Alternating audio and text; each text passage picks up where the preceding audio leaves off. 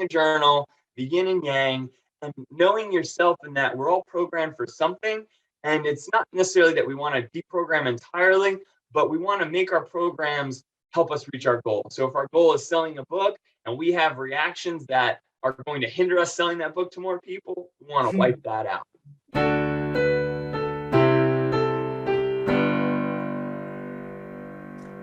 Hello, everybody, and welcome to another episode of the Magical Writing Podcast, the show where we illustrate some occult philosophy in order to help us become better writers.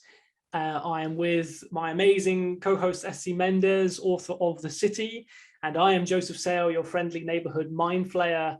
And today we're going to be continuing our theme of polarity, I believe. Yep. Awesome. So last episode, we talked about what polarity is and the importance of not becoming too polarized. So I guess the logical follow-on from this is, how do we depolarize, or how do we broaden our awareness? I love that, broadening the awareness. That's a good way of phrasing it. And yeah, I can't stress this enough. If you didn't watch episode 1 of this or part 1 of this, go back and check it out. Yeah, because I'll feel like you're coming right in the middle of something otherwise.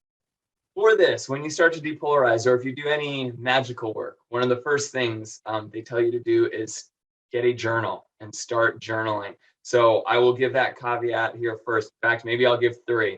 Get yourself a journal to reflect in. It's so important. And I remember me being a male, I always used to think, keeping a diary was more of a feminine thing to do. There again, right there is a very polarized, I was against something because I thought, oh, guys don't keep diaries. But get yourself a journal. And I would suggest that they write all of these thoughts and reflections down in there rather than sharing it with other people. Because when you start to share it with other people, well, I guess the very fact, like when you make a revelation, right, whether it's in a movie or a book or something happens to you in life, you want to tell other people because you're assuming they'll say, oh, wow, that's really awesome. I had a similar thing. But on something like this, when you are depolarizing and trying to become more aware of everybody's perception, going to somebody to tell them your great revelation is going to have them say something back to you, and it might not be what you wanted. You want to keep this into yourself. So in all magical work, start your journal now. There is definitely something to the caterpillar who goes into the cocoon, right? You don't see that transformation. You don't get to see what's happening. You just see the end product and you see what they were before. So kind of do that. A visual, because we always like to have visuals in this. If you have your written work, try to, well, at least for me, bringing up the yin and yang symbol is so powerful of a symbol for me when I'm thinking about polarity. Because, and I guess if we're on YouTube, we can show maybe an image of this, but the yin and yang in the black half, you can't say it's all black or it's all bad because there's a little white dot in the middle, which means there's the seed of something good in there. By the same token, wow, this is the good side, quote unquote, there's that black dot, which means there's something dangerous or bad in it that you need to be aware of. And that's very helpful for me so that I don't get pulled too far to one side or the other. The last thing I would say, which I think we talked about in our very first interview, of knowing yourself. Obviously, this whole thing is about knowing yourself. And you said becoming aware. It makes me think about robots, almost like an AI. Oh, the robot became self-aware. How did it do this? You're kind of going through that right now. Now, I don't want to say humans are robots, but in a way, there's a very robotic part of our brain, right? We have different parts, and I will oversimplify greatly here, but there is this reptilian robotic that is programmed for survival, and it kind of goes right down your spinal cord. It connects right in there at the base, and that's the one where, have you ever been like cooking, like you got a huge meal you're doing and you've got like 8 pots and pans going at one time, something comes out of the oven, but you can't remember because you're doing so much which pan was hot or not, and your hand will touch one and you've yanked it away before you've even realized if it's hot or cold, right? Yeah. That was a brain yanking it back saying, nope, you've had this burn before. It's telling you you need to survive. We have the same thing in other aspects of our personality. Something happens to us, we immediately react without thinking about it. And these reactions have become wired to another part of our brain, the mammalian, that has emotions and feelings in them, right? And so rather than being worried that we're burning our hand, we suddenly take these things that happen in our life, like the political stuff we talked about last week, or if we're talking about books, a bad review or something like that, it automatically triggers an emotion as if we've been attacked or if we're going to burn our hand. Become aware of that. And in a way, we're deprogramming it to a point, and reprogramming our reactions. So those are the three things I'd like people to think about today. Starting a journal, the yin and yang, and knowing yourself in that we're all programmed for something. And it's not necessarily that we want to deprogram entirely, but we want to make our programs help us reach our goal. So if our goal is selling a book and we have reactions that are going to hinder us selling that book to more people, we want to wipe that out. So I guess that's the starting point for it right there. With that in mind, what can we do? My first thought was, you got to read more negative reviews of your own work. Do you do that, Joseph? Do you ever go through and read those 1-star reviews? I do. And, the sin of pride is strong in me. The oscillation between outrageous ego and crushing lack of self-esteem, the two, I have both polarities, and yes. Trying to find a place more in the middle, because the other side isn't good either. But yeah, it is an interesting exercise, and I think it's very important thing to do, but it's not an easy, it never gets easy. And I think clearly you see really big authors, filmmakers, whatever, kicking off because some guy on Tumblr gave them a bad review, and you think, well, even they make millions doing what they're doing, and they get sensitive about it. So yeah, how can they be so sensitive? Yeah. But I'm glad you said it's something that everyone struggles with, because originally I wanted to say, younger writers. And then I was like, no, you can't say that, because I feel the same way sometimes. And we go through it. So in an interview I did last week with one of the people from Mom, her name was Christina Pfeiffer, Mothers of Mayhem. So they kind of splatterpunk stuff. She was interviewing me, and she asked the question, what's your favorite short story that you've written? I was like, you're not going to like my answer, because it's every short story that I'm currently writing is always the best. It's the best thing since sliced bread. Obviously, you're writing it. You're pouring all this time and effort into it. You must think it's amazing. Then I've had moments where I put the story aside, it gets published, and I look back later, I'm like, oh, that one really sucked. Why did someone start with that story, when they were introduced to my work or that? So we, not you, but we are too emotionally attached a lot of times to objectively perceive it. So it's good to read all those 1-star reviews and just see what people thought, and not getting mad about it, but just reading it and absorbing it and taking it for what it is. And if you can find something in there that helps you out, great. Or if you could see why there's maybe you find a trend, right? That a certain type of reader always finds this problem with your writing. So is it really a problem with your writing, or is it something in that particular person? So definitely read the negative reviews of your own work. Outside of that, to broaden, I guess, a little bit more, check out positive reviews of things you don't like. So I've tried before. That's almost even harder, right? That's amazing. If you really hate a certain band or a certain movie or whatever, start looking at the people who love it, especially if it's super trendy. I will expose myself. When I was younger, I was all about a certain very heavy metal lifestyle. And if it wasn't what fell into my box genre, it was crap. And I didn't appreciate a musician for being an amazing musician just because I didn't like their genre or their form of, medium, whatever it was. But if you can start to see what other people like in it, that's fantastic for you. It opens that awareness. You stop being so polarized to one side or the other. And depending on what your goal is, you can really look into some trends that people like. So maybe if your goal, rather than just writing a book that you love, let's face it, some people, their job is, I want to be an author who makes a living out of this. You can't always write what you want, I guess, and expect everyone to love it and be a best-selling author. You sometimes have to write what the people want. So that's really good in that regard. The second thing that I would recommend that people do is find trusted beta readers for your story. So these are people who read them before the general public, or get in touch with a writing group who you think is willing to tell you the truth about your work. Yeah. That's always difficult, right? Even with friends, you think a friend will tell you the truth, but they know all the blood, sweat, and tears you put into this. Yeah. So maybe you're better off with the writing group, who it's like our job to all tell each other the truth about stuff. The other way this can help to depolarizing you, and again, I'll relate to something in another episode I had. I do a show called Horror Business, which we have to have you on there sometime.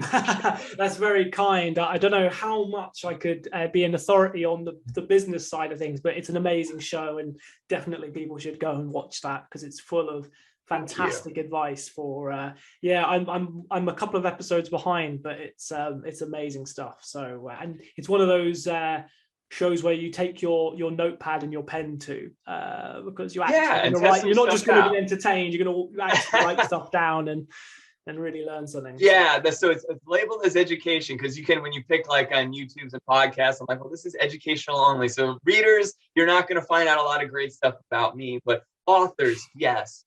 And one of the things we do on there is we don't give people an answer. And I think that does bother some people because they're very used to saying, this is what you do, this is what you don't do. And when you're in these writing groups, you watch these other podcasts that are educational, you start to find out, and I think someone mentioned this in one of the writing groups that I was in, they said, yeah, it seems like there's no one right way to publish a book.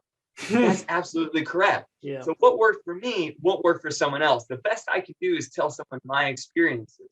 So if you get in these groups, you get to hear from all these different people, and they, trust me, they want to tell you. So they might be polarized. You be unpolarized. They might say, when we talk about social media, they'll say, oh, you got to be on Twitter. If you're not on Twitter, you're a fool. Well, guess what? I don't care for Twitter. There are reasons I don't care for Twitter. And it doesn't gel with my personality, and I know myself. So that doesn't work for me. Stay off of it.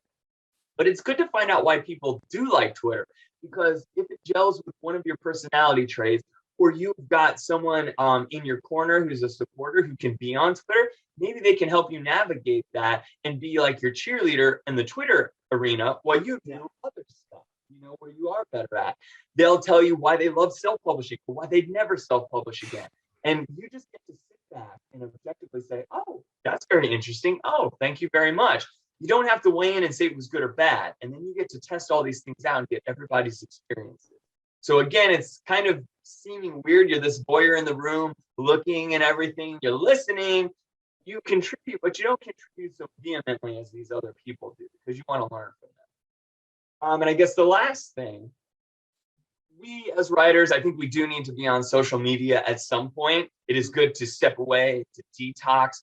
But when you're on these platforms and people send you friend requests, I would say accept them. Accept them no matter what religious background they come from, whatever socioeconomic background they come from, what political background they come from. They reached out to you for a reason. Maybe they simply just wanted to get to know you and see if you were as crazy as some of the books that you wrote about or find out something. Doesn't matter though. They took an interest in you for some reason. So watch their feed, accept them as a friend, and see if you can check out their news feed without being triggered or feeling the need to verbally interact with them and tell them they're wrong about something. If that makes sense. You can see all their stuff about, we talked about what was polarizing, right? COVID and religion and politics, all the things you just mentioned over and over again that trigger people. See if you can just empathize or understand their point of view while still disagreeing with it internally. That's super important. I'm not telling people you have to change your mind. I'm saying you have yourself anchored somewhere, and let's say it's something you completely disagree with. Could you still understand why that person has that viewpoint? In literature, I guess this is like a villain, right? When I read a villain, and I've gotten so much feedback sometimes from fans and reviewers like, why did this villain do that? Well, he was a bad guy. It's not like I was condoning it. He's a villain. That's what he does. Yeah. So, but if I get their backstory, and there's a couple authors who do this so well, and sometimes the story calls for it, sometimes it doesn't, but in a novel, if I can understand why a bad guy is bad, it messes with me. And I actually really like it, but I also hate it. That's what makes a story more powerful. And if you can make a reader almost identify with the bad guy, you've really opened them up to self-reflection, and you didn't just entertain them, you might have possibly changed their life. So those are the three things that I would say to start with that are very tangent. They're not in the metaphysical, esoteric realm. You can do those today, right? Yeah, absolutely. That's really fabulous. Thank you so much for sharing that. And I totally agree that like villains are meant to be our shadow self. They're meant to challenge us and poke holes in our philosophy. And as you say, a lot of people now say, "Oh, this character did this, and I don't agree with that." But that is like the purpose of a villain. It's their job to like hold up that mirror and show us a side of ourselves that we don't really want to look at too long, but is there regardless. Absolutely. Which now I get to kind of be the interviewer and give you a question, because you know a lot about getting into characters' heads, and that's really important. I think we talked about the fact that sometimes when we write characters, I know for myself this happens, I write them a lot of times as how I want to react, which is really, really bad. It's not good, because I don't want to be these characters. They need to be a villain. And so you have an activity that you shared with me that I thought was awesome, and it was about mind mapping and kind of how you can step maybe a bit into the character's head, because you got to get out of your own. So could you share with us how mind mapping works? And the ability to use that to motivate a character. So, in fact, you say mind mapping, but we more specifically, because obviously a lot of people have heard of a mind map, but we have what we call a motivational map, which is was actually created by my father. So massive nepotism here. Like I do have a stake in this, but. But it's an amazing tool, evidence-based tool. There have been 5 books published on it by Routledge, which is one of the biggest academic publishers in the world. It's a really incredible way of looking at human motivation, and it's different. The key thing to start with is it's not like a personality profiling tool, because that is measuring the 20% of you that is more kind of genetic, biological, fixed. So if you know you're an INFJ, whatever, Myers-Briggs, you can't really do much about that. It's like, that's what you are, live with it. Right. But your motivations change over time. So your motivations are experiential. So they're the 80% of you, the much larger chunk that is actually informed by your experience. So that's a key thing to say about it. The second is that it doesn't stereotype, because we have what we've identified is that there are 9 energies that drive human behavior, and we actually have all 9 of them. All of us have all 9, and these are partially drawn from Maslow's hierarchy of needs. So they're based on like secondary needs. So primary needs are like food, shelter, water. But once we've met those needs, we have these secondary needs, like the need to belong, or the need to make a difference, or the need to get recognition, or the need to have control. So once we go to this secondary, but don't get me wrong, they're secondary, but very powerful, and they can drive us to do extreme, wonderful, and terrible things. And when they're not met, when we don't meet these motivators, we become incredibly low energy. We can even go into massive spirals of depression. And so the first step, as you say, is know thyself, is to find out what your own motivators are. So we all have all 9, but we have them in an order, and we give them a priority. So the way you can do this, and I'm taking this directly from the book, got to do the little promotional segment here, but it is I'm biased, but it is an absolutely awesome book. And if you're interested in psychology, then you will get a huge amount out of this. Could you hold it up one more time, Joseph? I don't mean to derail you, but yeah. I'm seeing it. Okay, and I was also looking where the dots were and seeing if I could find some kind of map, just maybe with the geometry of it. Okay. Maybe you would be very interested, I think, in the colors, because they're very significant. So you have it's 9 motivators, which is in 3 sets of 9. Okay. So we have 3 blue motivators, which are growth. So they're about personal development, self-reflection. We have 3 green motivators, which is about their relationship motivators. So like belonging, security, recognition. And then we have 3 red motivators, which are about achievement. These are your work motivators in a way. So, you know, the color significance and all that is very interesting. And then the 3 divisions as well, which starts to get into mapped quite interestingly to esoteric stuff, you know, mind, body, and soul, etc., etc. So yeah, there's a lot there to unpack. I should say. Thank you for indulging me. I didn't mean to take you on a tangent, but perfect. No, not at all. It's great. It helps all gives context, doesn't it? To always. So the exercise is really simple. So I'm going to read it out so I get it right. But it's make a list of 3 things that motivate you at work. Try to keep the 3 things at a high generic level. For example, going for a pizza every Friday with the team might be what motivates you, but that's an extremely specific example. At a high generic level, this might be friendship or belonging or being sociable. Or you might write down that the excellent pension arrangements in your current job motivate you.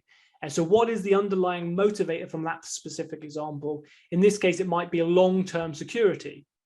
So you put them in rank order of priority. So you take your 3, what are the 3 most important, then you put those 3 in an order, and then you're going to get the best way is to do the test, because we have a famous blind spot about ourselves, of course. We always, you know, the back of the hand example, you know, consciousness is like a hand. It can grab other things, but it can't grab itself.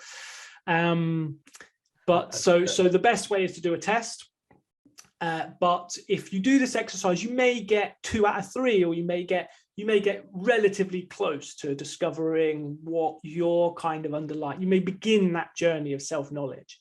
But then the really interesting part comes, as you were saying about broadening the awareness, is taking it out and thinking, well, what about your co-workers? What about your boss? What about your clients? What about your friends? What about other people? And then doing the same exercise for them, and actually trying to figure out what their 3 motivators. And then, of course, you'll notice interesting patterns. So I won't go in detail of all the 9 motivators because we don't have time or space. But for example, the spirit motivator desires freedom and independence and autonomy. So if that was your number 1 motivator, you're a free spirit. You probably like to go traveling a lot. That really energizes you. You like to have control of your own time. But the director motivator likes to micromanage and have control of resources. So when you have a director motivator as a middle manager in a company, managing somebody who is a spirit motivator, this is going to cause massive problems, because the director wants to control people and things, and the spirit wants to be free. It sounds obvious, but it's amazing how blind we are to these very simple things. And we tend to conflate these energetic clashes with political or sociological or personality things. We say, oh, this person's aggressive, or actually that person may not be aggressive at all in many other contexts, but when they feel that their energy is being blocked, their drive to direct or to be free, that's when we see a form of aggression, or that's when we see, and of course, if you gain awareness of this, then you can handle these situations a lot better. And the final thing to say about this is the Alan Moore quote, words give the means to meaning, and with that comes the enunciation of truth, is that when we have a language and a metric, it becomes neutral. So rather than me saying, oh, I don't like it when you control me, SC, instead I say, well, you've got a director motivator, I've got a spirit motivator. How can we resolve this? So it creates a neutral language that you can actually talk about these things openly without running into the risk of offending people or having arguments or it getting personal. It's not personal. It's about these energies that we all have. And the final thing, actually, I should have said earlier is, of course, all the motivators are equal. There's no, oh, well, you're a creator motivator, that's better than a builder motivator, which is like builder is the more a monetarily motivated person. Like they want a physical manifestation of their success. whether it's a house or it's a car or it's a bottle of wine or big paycheck like that. They want that, but that these things are all level, man. There's no hierarchy or priority. It's just where you're at now, and it can change. So when we give them the meaning, right? We give them the meaning. It's important to us. Yeah. And that's another key thing, is when you can just do the map and you get the report, and the report is incredibly useful. And that's, if you did that, you'd get huge benefit. But we obviously have coaches who go through it with you and explore, well, what does this motivator mean for you? Because it is different for everyone. And one person's builder is not the next person's builder. So I hope that was a comprehensible overview and work to answer the question about how we can use this concept of motivations, which underlie values, which underlie personality, to kind of really get a sense of where people are coming from and why these behaviors are happening, and in turn, of course, we can use that in fiction. But I'm getting ahead of myself with that. But no, this is really good. I think you explained it really well, and it already sparked off some things in my head that I was thinking about it. Our societies also have, as you were saying, we have almost unspoken motivators in our world. And I think a lot of times some of the depression for people is when they get into, you didn't just get into the society, but if you get into a job where their end goal, sometimes the conflicts we have is because the end goal of a company is money. That is their motivator. They have it written into a corporation's thing, is they have to do what's best for the company shareholders, which is money. Yeah. If you're someone who really wanted to expand or grow, or you're the spirit one and you just want to make the best product, you might really do miserable at this company who didn't actually care about the best product. They said they did, but they cared about money. It's really interesting because we can literally show this now through data. So companies will say, these are our values: integrity, creativity, and sociability or whatever. Then you do a map on the entire organization. You map 2,000 people, 200 people, whatever. Analyze, you can put that into an organizational map, which collates all the data. And you say, actually, their number one thing is something completely different. So actually, how are the values being lived if those 2,000 people are actually all motivated by something else? And as you say, you map the top brass, as we would call it here. Mm-hmm. You map the CEOs, the SCFOs, they're all builder number one. Then you map all the people at the middle level and they're all something else. And then you map all the people at the kind of, the implementation level, they're something else. And then you think, well, no wonder these people cannot communicate with each other. They are all completely coming from a different headspace. So with the visibility, and the motto of maps is making the invisible visible. I like that. Yeah, well, and of course, there is an esoteric connotation to that as well, of course. But manifesting what is unseen, which are these energies and these human drives, really can open doors for amazing corporate. And of course, some people as well, it's a real groundbreaking moment for them. They realize that their whole life they've been in a job or a marriage or a situation where they've been directly against their own deepest inner want, their deepest inner drive.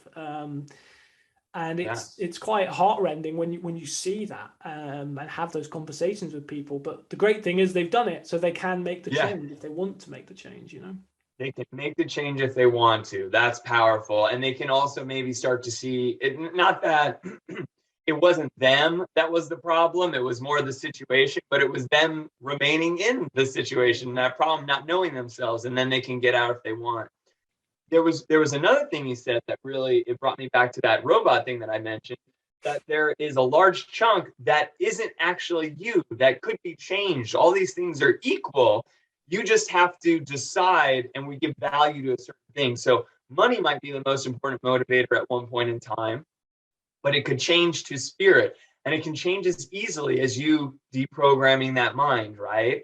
And switching your awareness to something else. And so I think that's important to mention. And I usually get a lot of grief when I tell people, well, there are memes that go around on social media, like, if you can't have me at my worst, then you don't deserve me at my best, or just accept me. This is the way I am. Like, well, that doesn't have to be the way you are. You're that way now Yeah. because of your experiences, your paradigm. Maybe you react a certain way because of it. If you don't want to react that way, again, like you said, you have to want to change it. You could change it. You could override the bad experiences you had and accept them and reprogram yourself to not view them in that threatening manner anymore. So this goes entirely with everything we've talked about. It's so great. And then I guess the question going from this is this what you would do for a character? Would you take this, and pardon me for saying mind mapping, it should have been motivational mapping. Do you take this motivation map to a degree, maybe not all of them, and how do you apply it to a character when you're writing it to get into their headspace? Because it sounds like that's what an author would need to do.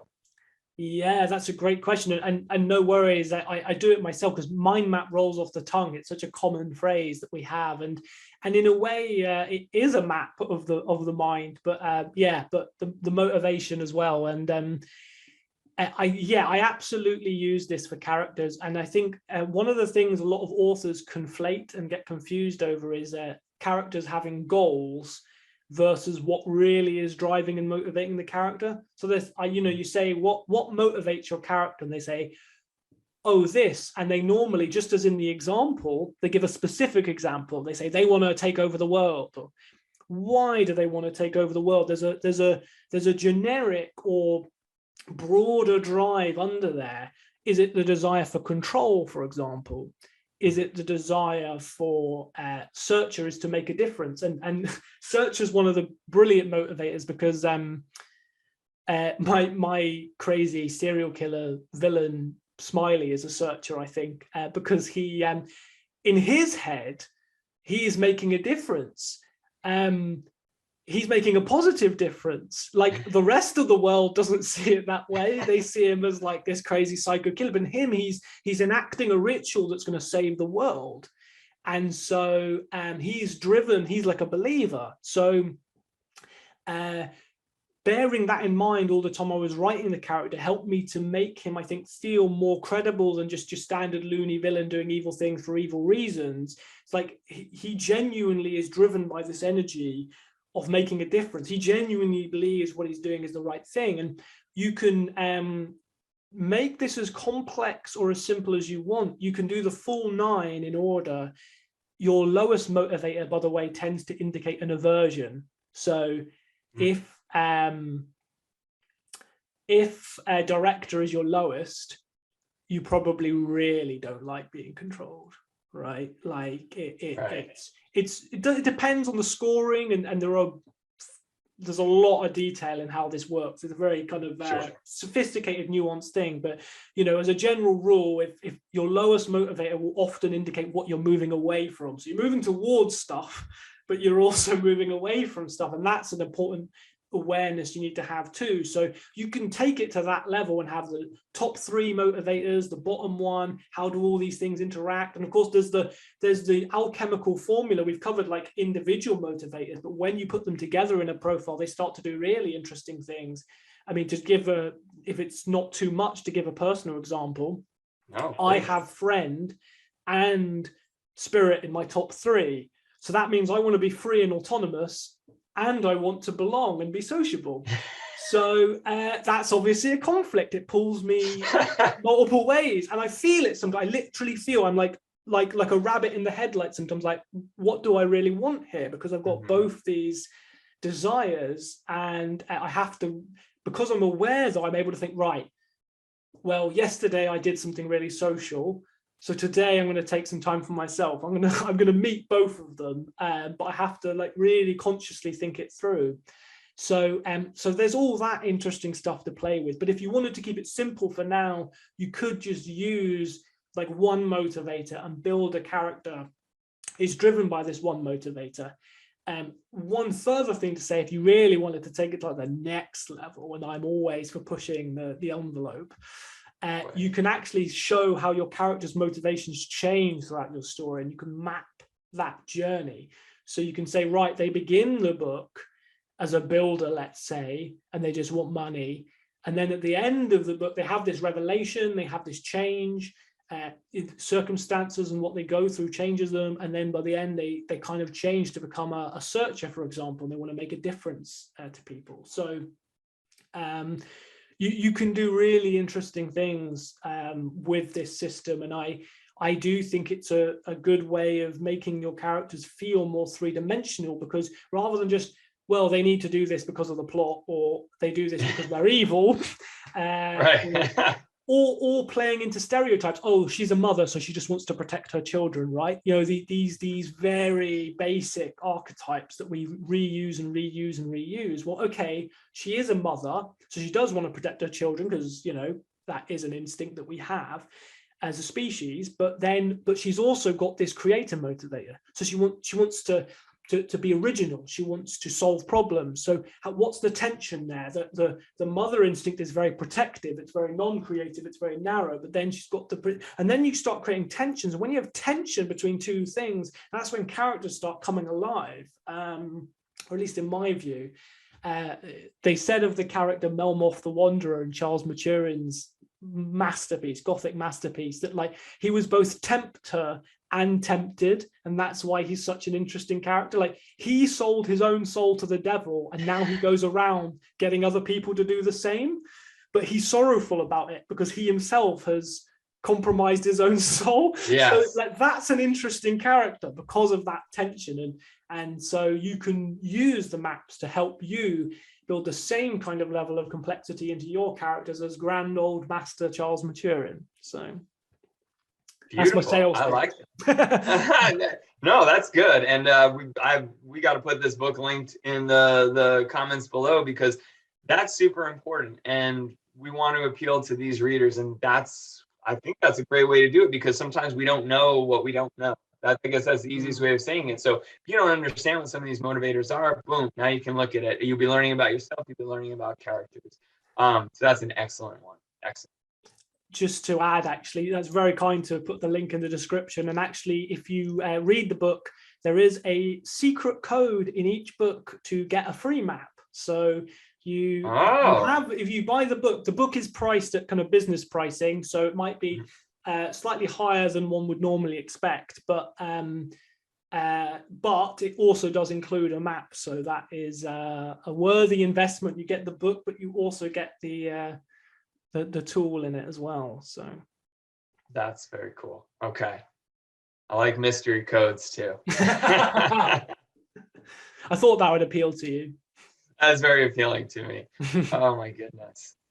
Well, I guess if we are going to segue from motivation and tie motivation in to polarity, because it's kind of, there's a link there, but to make it more explicit for people, in the last video, we sneakily touched on the High Priestess tarot card, which I can put up again on the screen, and two pillars either side of her representing two extremes, the pillar of mercy and the pillar of severity. And this coming from kind of Kabbalah and some of the occult esoteric stuff we've talked about.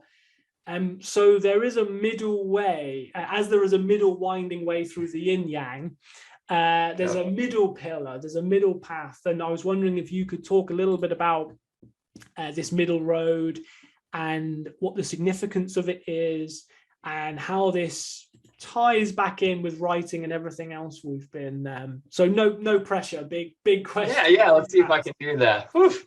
Oh, this huge, it's a beautiful, so the pillars, like the yin and yang, they are a symbol that hopefully in people, it conjures up to them. It's a good reminder. So I think we talked about wearing like symbols, whether it's jewelry, right? A certain ring or a certain necklace or a certain symbol that reminds us of things. These two pillars with that middle kind of pathway is almost the idea of balance, I would say. At least that's what I really think of. And it's harmony with yourself as you get to know yourself and become more aware. As you said, one side is severity and the other side is mercy.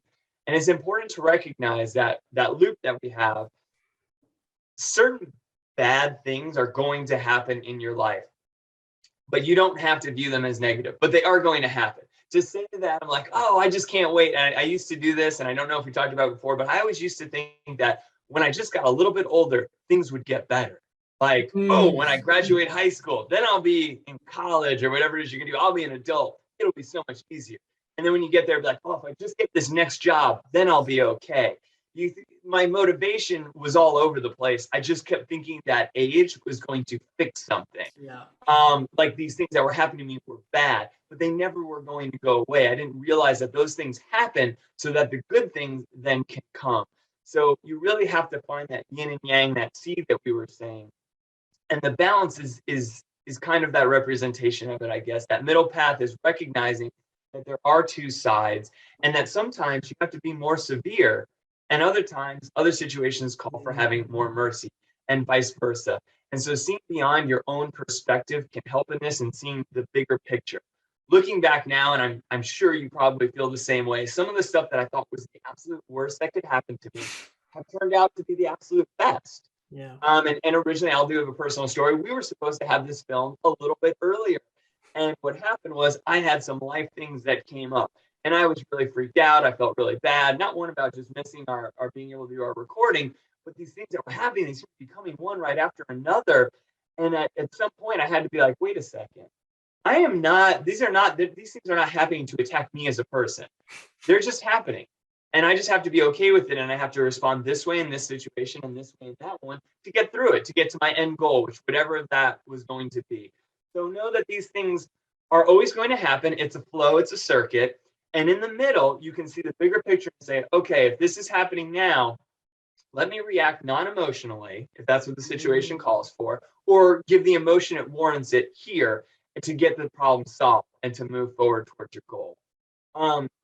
In the middle path is also a good reminder when you're writing. So you talked about how to map into a character, and how to get them motivated. Well, when I write horror, and obviously not everyone watching our stuff is going to be doing horror, but they're going to have villains, and villains have to do bad things.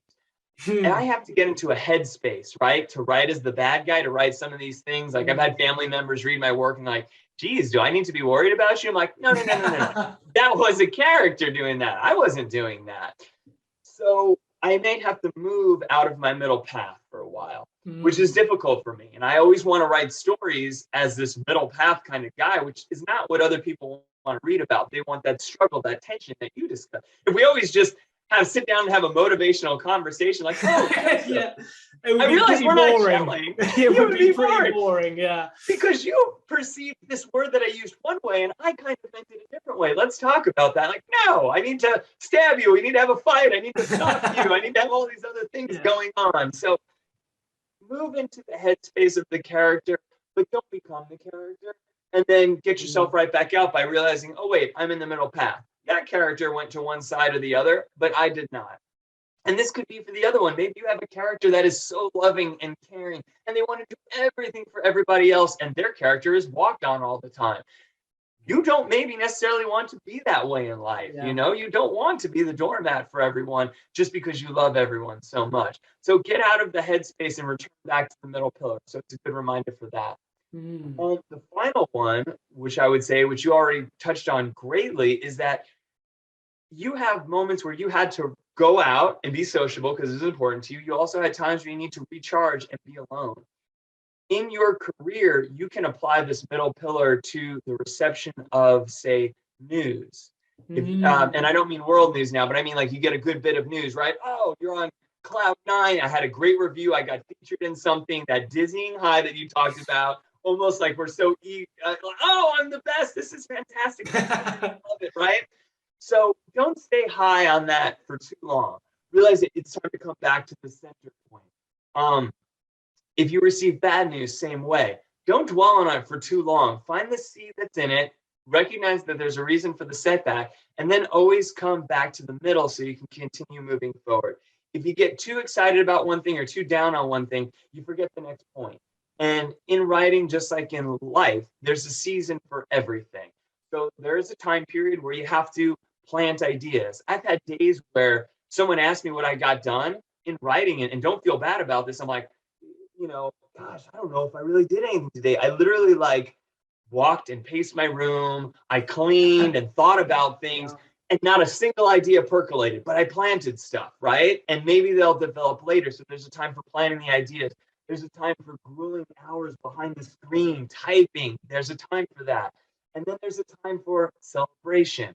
And there's a time for promoting yourself. And then there's a time for reflection. And then you repeat. And you get into this season and you do it. And you need to recognize that that's severity and that's mercy. And that's the connection of the circuit going. Because quite honestly, I don't love hours and hours of editing my stuff. It sucks, right? Like I've read my story 8 times. I don't want to do it anymore, but there's a time for that. So that's important. And when I'm writing the story, I'm not out there self-promoting and talking about the story. I don't want to talk about a work before it's done. I've done that in the past and it was foolish for me for certain reasons. And so don't do something when you should be doing something else. And if you're a full-time writer, you might be cycling through this in a week. And you really have to start to balance your jobs. If I spend too much time on one thing, have you seen that meme? I think it's a Harry Potter. I forget his name now, but the kid grown up, right? And he's got like 2 guns and he's in a bathrobe on the street. Oh yeah, like Daniel Radcliffe. Do you know what movie it is? It's Guns Akimbo. That screenshot is from the movie Guns Akimbo, where he gets pistols like surgically attached to his hands. Okay. It's such a brilliant meme. Is it brilliant?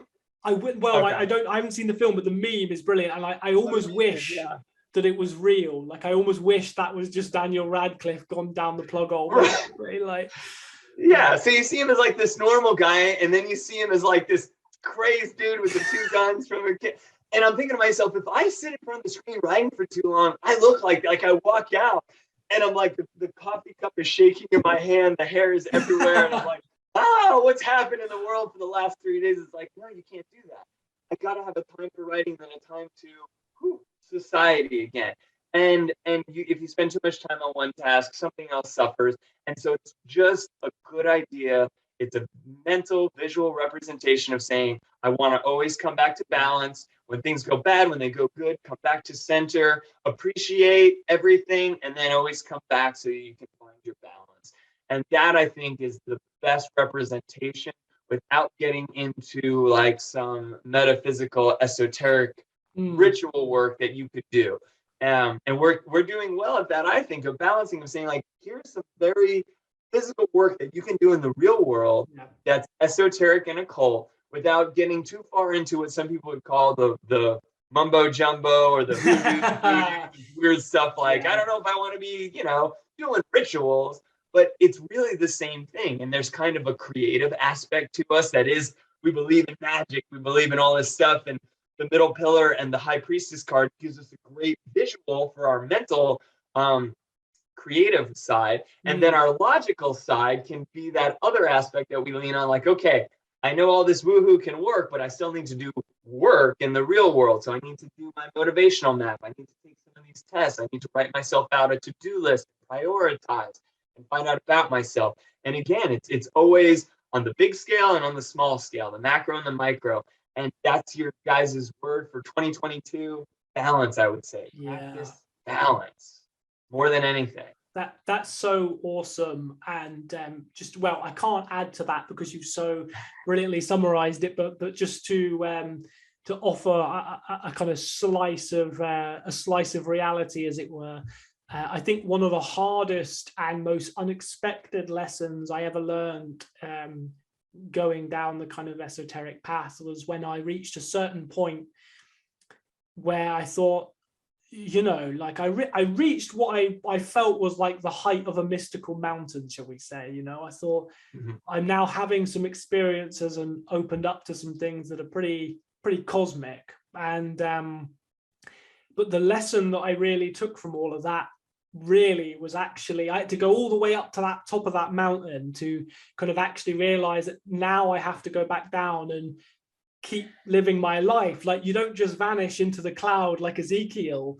You kind of have to come back down, but it wasn't like a sad thing. It was actually like a good thing. It was like, now I am balanced, and I will never kind of shirk the physical world or the material world again. I hated the material world really as a kid. It was like, I was looking, one day I'll escape from this. Like, I don't know, one day I'll somehow get out of this, like Matrix style. They'll unplug me, and I won't have to deal with this anymore. But actually, I went on that journey to get that unplug, and what I realized was actually what I have is amazing. And now I'm going to properly attend to my material world. That makes me think of a saying. What was it? So the occultists, for those who are watching, should have their feet on the ground and their head in the clouds, if I can remember that. Like trying to walk that too, cloud being the spiritual and then feet being the physical. And you said it. That's perfect. I love it.